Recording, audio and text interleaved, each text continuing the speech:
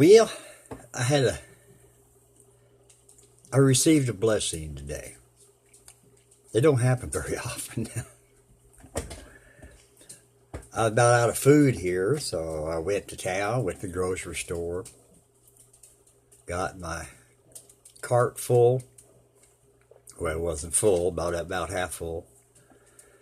And I said, "Yeah, that's about enough, about all the money I got." So I was going through the store, and I seen this woman walk by. I had to take two glances because it looked like my wife is in heaven. Quite a bit like her. Could have passed as her sister. And I didn't think anything else about it. She was walking with another guy, bald head and a beard. I didn't think nothing about it. Got my shopping done. And I was standing in line to check out. And that same woman was standing behind me with one item in her hand. And the guy had about 3 or 4 items in his hands. That's all. They didn't even have a cart. And I just backed up and said, "You guys go ahead." I said, you don't have that much, and I got quite a bit here, so go ahead and have me. No problem. They go, "Are you sure?" Yeah, sure. Let's go ahead. So they checked out and they left the store. He got all my stuff checked out, and I reached my pocket and it come to $102. And I had 100 out, and I had to reach back in my pocket again because it went over tax. I forget about taxes sometimes. And I was getting ready to pay for it, and that woman that was behind me was standing next to me. And it kind of threw me back a little bit, and she goes, "I want to pay for your food." I go, "What?" I go, "That's not necessary. I got the money to pay for it and all the stuff." She goes, "It doesn't matter." I said, I want to pay for your food." And I go, "Well, this don't happen every day." And she kept insisting on it. And the guy standing at the register, tall young guy, he just kind of going, he wouldn't say a word. He was looking up. And it come to mind, you don't want to steal her blessing, so go ahead and let her do it.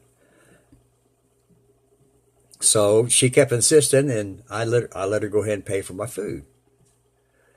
And the receipt came, and he gave me the receipt, and I was going to hand it to her. She goes, "No, it's your receipt. You have a blessed day." And I go, "God bless you." Things like that don't happen to me.